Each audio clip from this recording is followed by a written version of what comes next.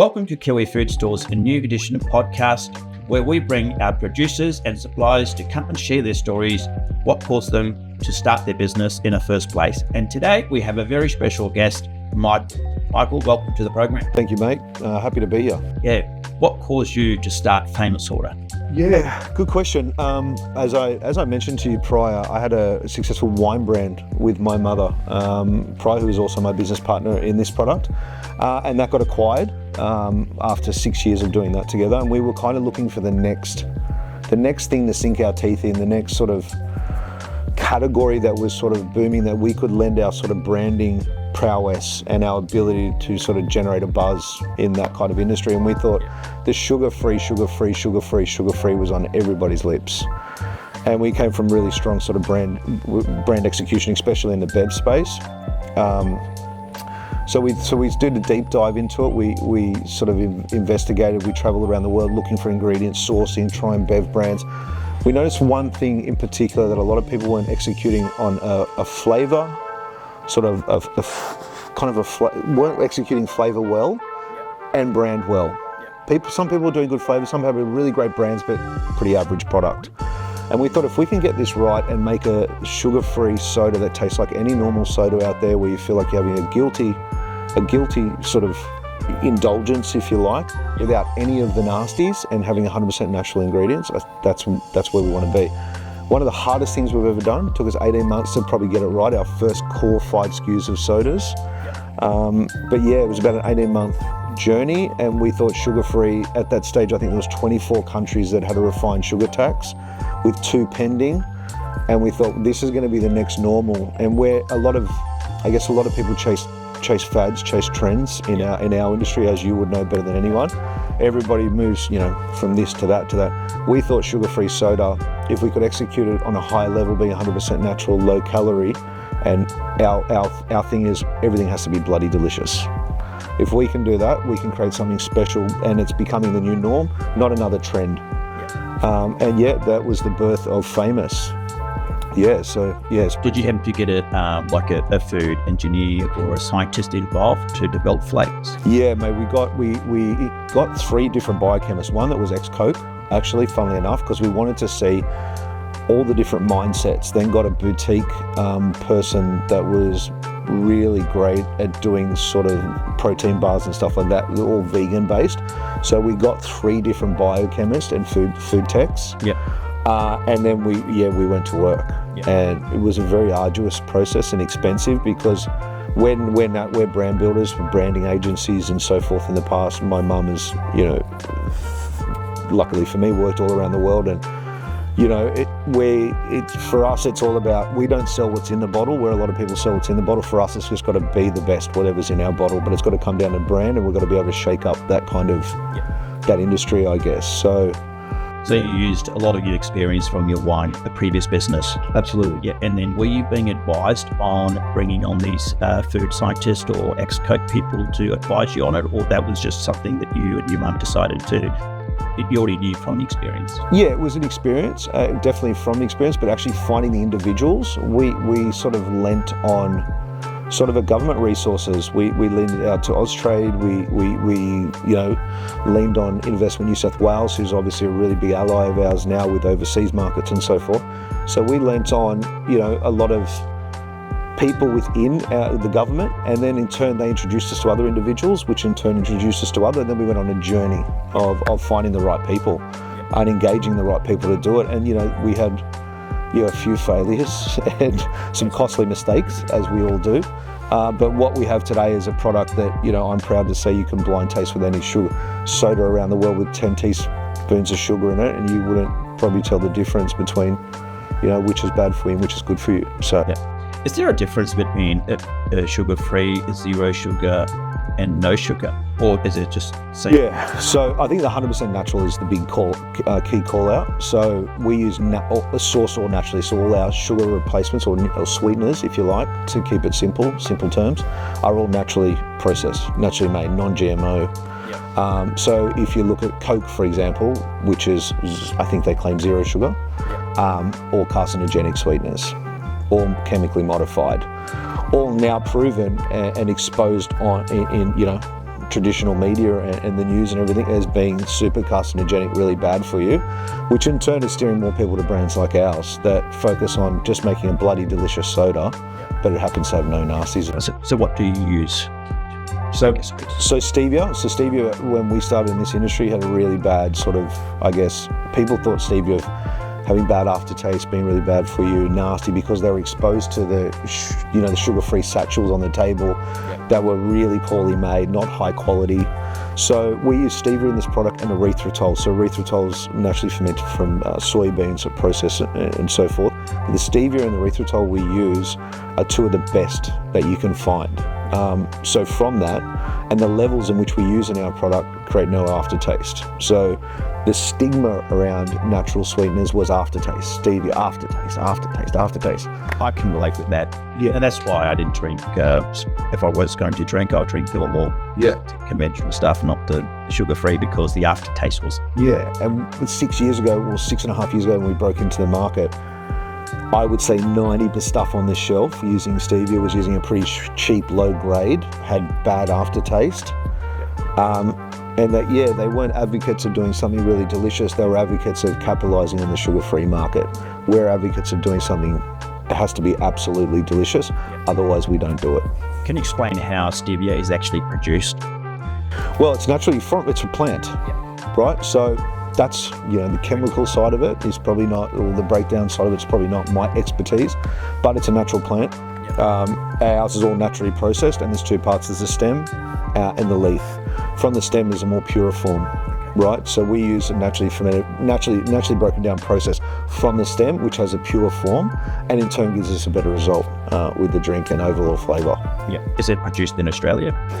Yes. So we have a sort of, I guess, one of our missions is to use the Australia-sourced ingredients. So half the stevia we get is based here, and half it is also based in China. China is probably the biggest producer of it currently, but we're looking, we have a mission by the end of 2025, there are some smaller growers of that happening, to have 100% Australian stevia in our product. Okay. So what percentage of your product is Australian, is it? So we're currently about 60 to 65%. All of our ingredients are Australian, and the aim is to get that to over 80 by the end of 2025. What's the other 35, and where's it from? So other 35 is a little bit based in China and US, because we use a US-based flavor house for our products at the moment. So predominantly China, predominantly Australia, a little bit of China, and we're sourcing some stuff from the US as well. Yeah, great. And how long have you been in business now with Famous Soda?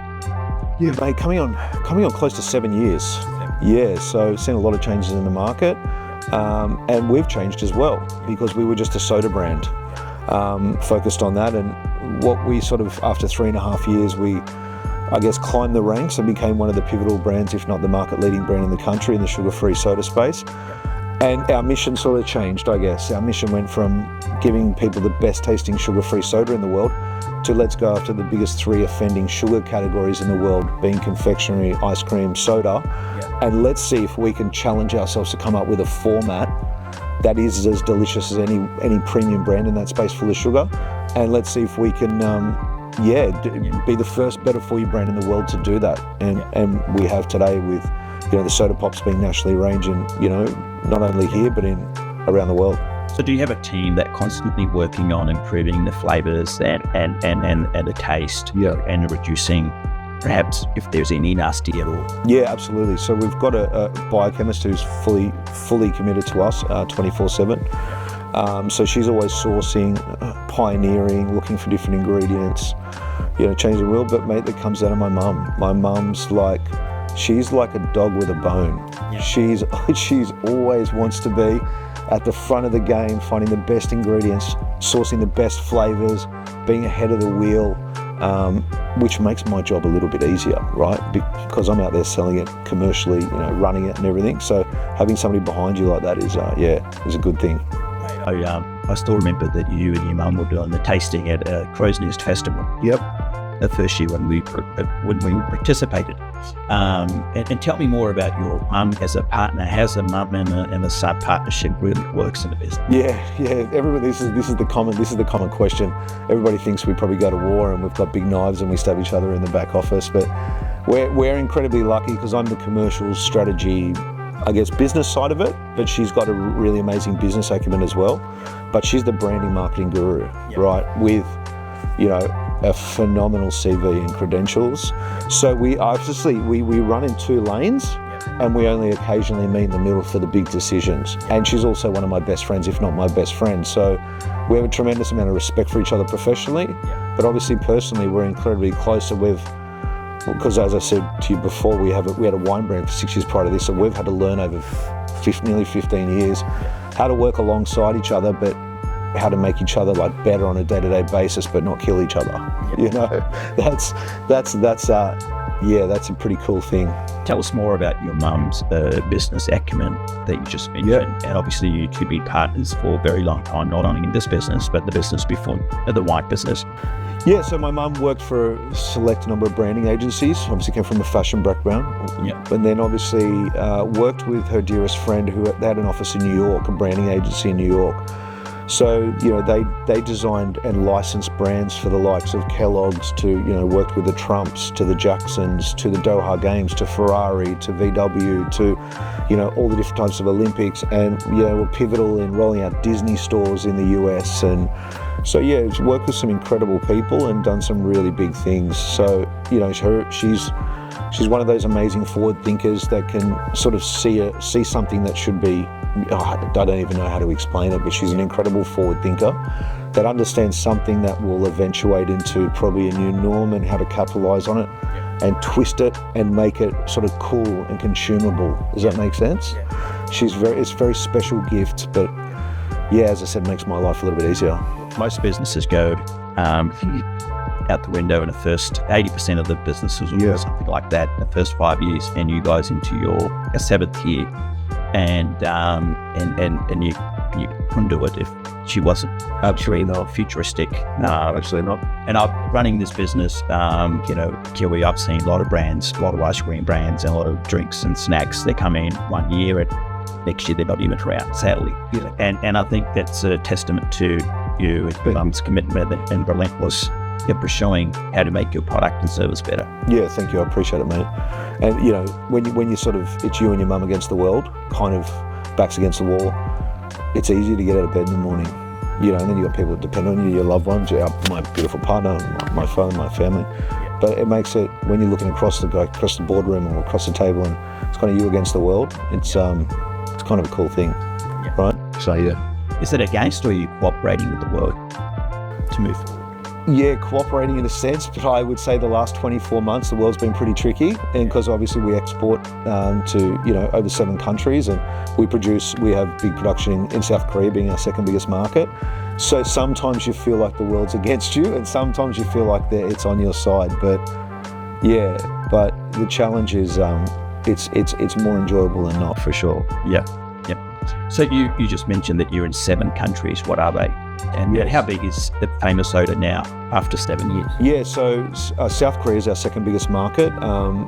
Very lucky why we have a wonderful South Korean partner as well, who we manufacture our confectionery and our icy poles there, because both these particular lines are incredibly difficult to manufacture in Australia.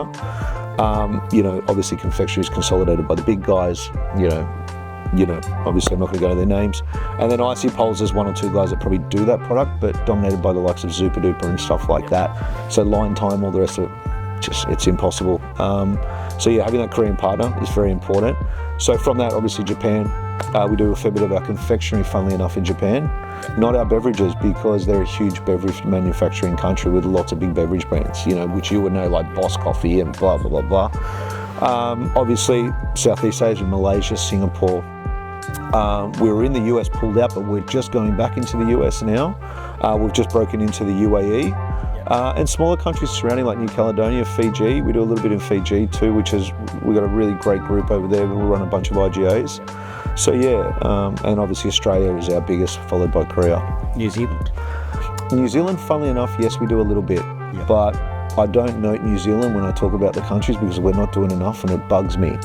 So it tears away at me. So yeah, I know, but it's it's not to say it's sort of disconjointed market. Doesn't work like here with a traditional wholesaler, retailer sort of. It's a bit of a strange market. So still trying to find. Like people that even though I grew up in New Zealand, they still don't know how the market works over there. Nobody does.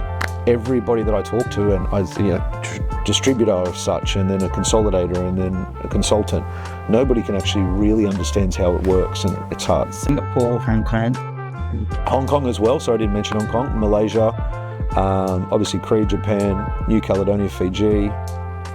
Just broke into the UAE, and we're going back in the US. So by the end of the year, probably will be 10 solid countries. Probably operating at full capacity in 4 of them, like really charging, and the others need work. But it's hard because we don't want to sort of, tear ourselves too thin and not focus on our core market, which is Australia. These 2 core markets, which is Australia and Korea. And how big is your team, like 5 to 7 years? So funnily enough, I've only got 2 sales reps in Australia because we find that's enough. And I have a consultancy agency that handles our biggest sort of supermarket chains, P&C channel, and so forth. I have my Korean-based team, so that is my Korean partner, and he's got 2 key salespeople that work in the distribution team there.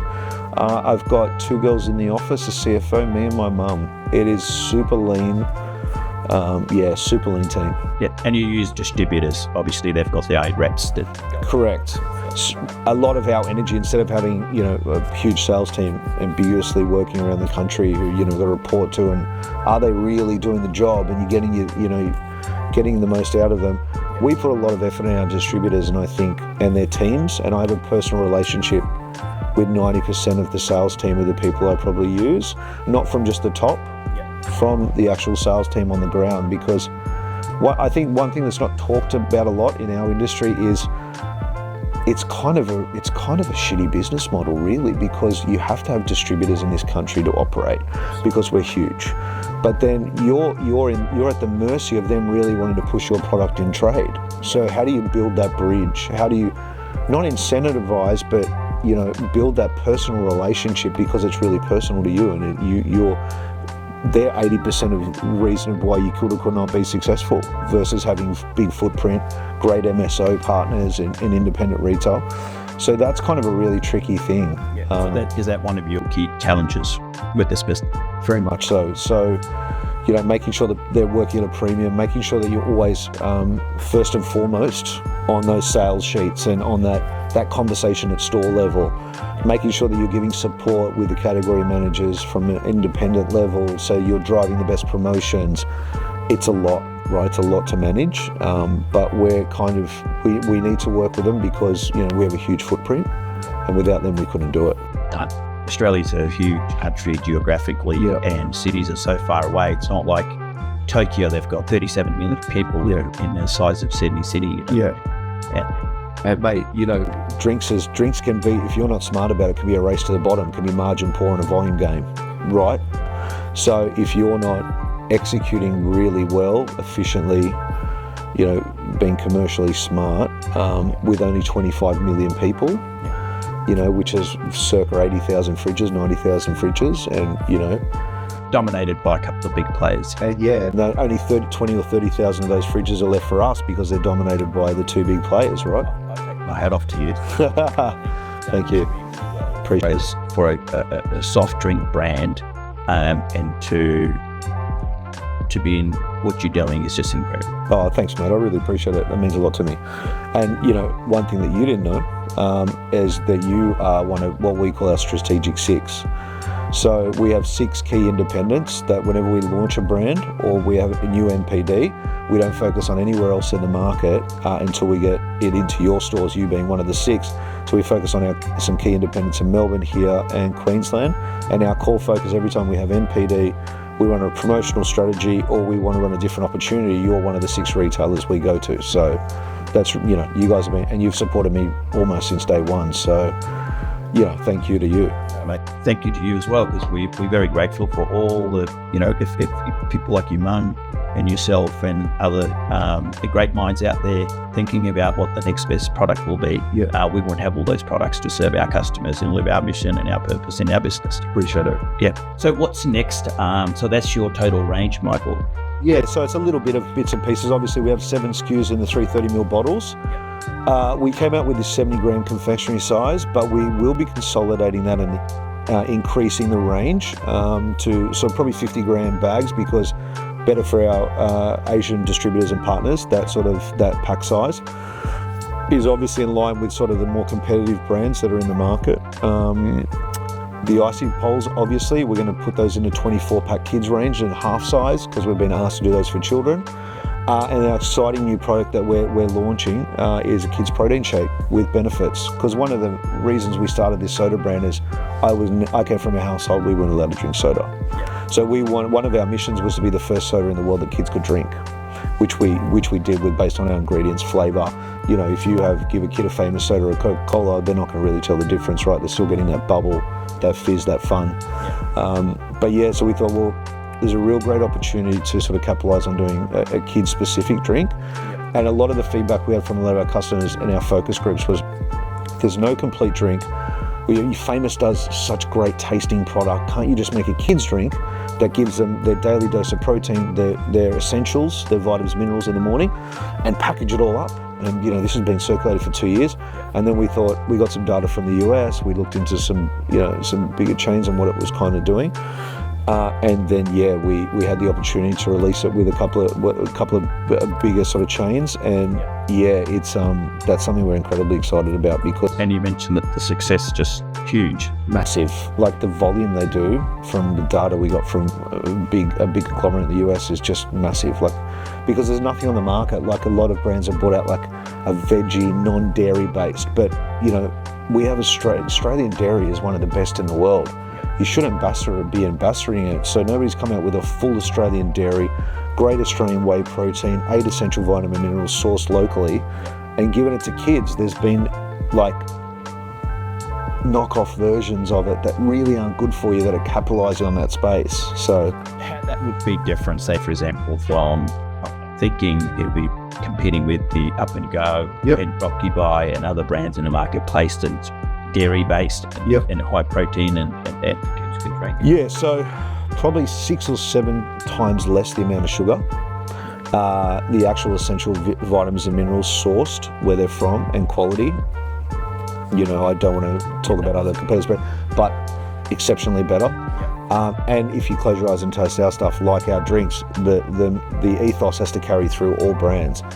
You got to blind taste it, and it tastes just like a chocolate milkshake. And don't forget, this is our biggest challenge yet, because we're trying to convince 3, 4, 5, 6, 7, 8-year-olds that with all this stuff on vitamins and minerals and magnesium and all that it's just a chocolate milkshake. So this is probably our biggest challenge yet, to get them as a loyal customer, right? So in terms of ingredients, just to reference back to what your question, a lot higher standard. I'm just going to put it that way. Yeah. There's a theme through all your products. I think you're big on low sugar or no sugar, sugar-free products. Yeah, mate, we've been in trouble. But I think you would have seen the natural shift in the kombucha space, with now everybody calling themselves a soda brand. It seems to be everybody's calling themselves soda, right? Because obviously we kind of had free reign in that space for a while. And they sort of, I think, we would be one of the reasons, but kombucha's slumped probably 40% globally in sales, as you would know. You would know it from the store. So now everybody wants to be more commercially attractive and sort of now wants to call themselves a soda brand. But really, it's still a prebiotic soda, still a functional soda. We're just a bloody delicious soda that should be your everyday choice, right? Yeah. That's it for us. That's what we focus on. Yeah. What's your favourite flavour? Mate, it changes. Funnily enough, I hadn't drank my ginger beer for a year, and I had it yesterday, and I was like, God, that's good. Like, I fell in love with that. Our old school cola's great. Mate, I'm a huge advocate of all of them, but I'm going to probably say, it's close. Probably tangerine at the moment is what I'm drinking. Okay. Yeah. I'll feel it go up. Yeah. Sure. And so plan is to keep growing, Mike?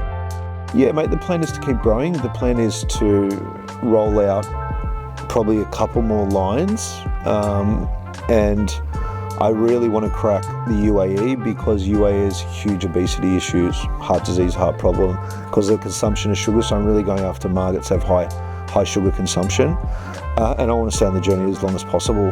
Whether somebody came in one day and decided that they want to be involved in the business, I'd like to stay on the journey for a long time because I'm very passionate about it. We're not just business owners; we're very passionate about taking sugar off the shelves. That's a key driver for us. So, yeah.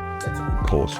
Very easy. So when you think about a new market like the UAE, how do you go about researching the problems that you just mentioned in regards to obesity and other things like, heart disease? How do you go about researching all of that and then say, okay, we're going to UAE, not Saudi Arabia, for example?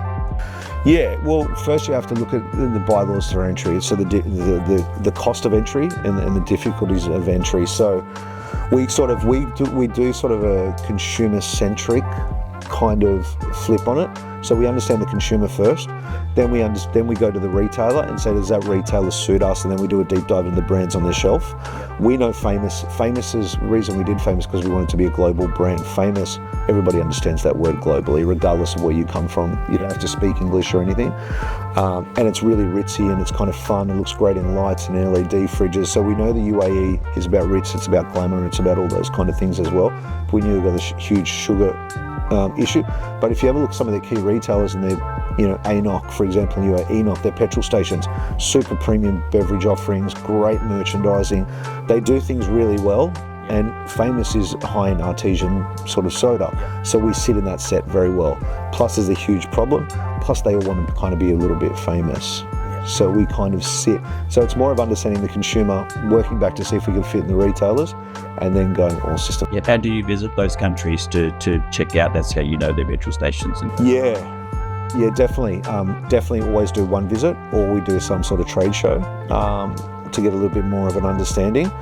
But yeah, it's more for us about consolidating now and focusing on 4 or 5 countries and giving that 110% versus being in 10. And that's just a sort of a goal for us because we sit there. We have an issue with our drinks because there's a huge carbonation tax in that country, but we're looking for onshore manufacturing opportunities there at the moment as well. Yeah, excellent. Just coming back to you, Michael, about your personal life. I know you have a partner. Do you have kids? No, I've got a fiance, a beautiful fiance. I've been with her for 10 years now. So yeah, very happy. We live together in Bronte, and we've got a dog, Australian Bulldog. We are getting married soon, I promise. So yeah, I'm just trying to work the timing in to do that. But yeah, I'm very fortunate. I've got a very beautiful partner. I've got a beautiful family. Mate and we just live a really cool life near the sea and keep healthy and makes it worthwhile, doesn't it? Mate, it sure does. Right, she works hard too, so we try to enjoy what we have. Yeah, she works in the business, or she's... No, she works in marketing. So she works in marketing at Fortis, which is probably one of the primary premium building developers in the country. She's high up in marketing there, and they're a great outfit and do some incredible developments around Sydney and also your better areas. And she works there and has been for some time. Excellent. Anything else you would like to share with us, with our customers that consumes your products? Yeah, I would say watch out this summer because we've got some really cool products and MPD coming out, and we're going to be doing a lot of digital and above the line advertising. So you're going to be popping up on your Instagrams. We'll be engaging you for your feedback, and I'll give you a little insight. We are going to run a campaign called Name the Flavour. Whether it's this summer or it's sort of Q1, Q2 next year, we're going to be looking to introduce a gold bottle in the trade with no name on it, no flavour, and allow one of our customers to name the actual flavour and then get a percentage of proceeds for the whole sales of that beverage, whatever it becomes for a whole year, which could be a considerable amount of money. So that's something we're potentially going to roll out this Christmas, and that's the first time I've shared that. So, thank you. Appreciate it. Michael, it's been a pleasure having you here today. Thank you for taking out, your family time on a Saturday afternoon. No worries, come and be with us and sharing a wonderful story about your mum and yourself and wonderful products, and stick to your mission. I will, mate. Thank you for your support. Yep, you're welcome. All right, legend. Thank you. Nice to see you. Bye.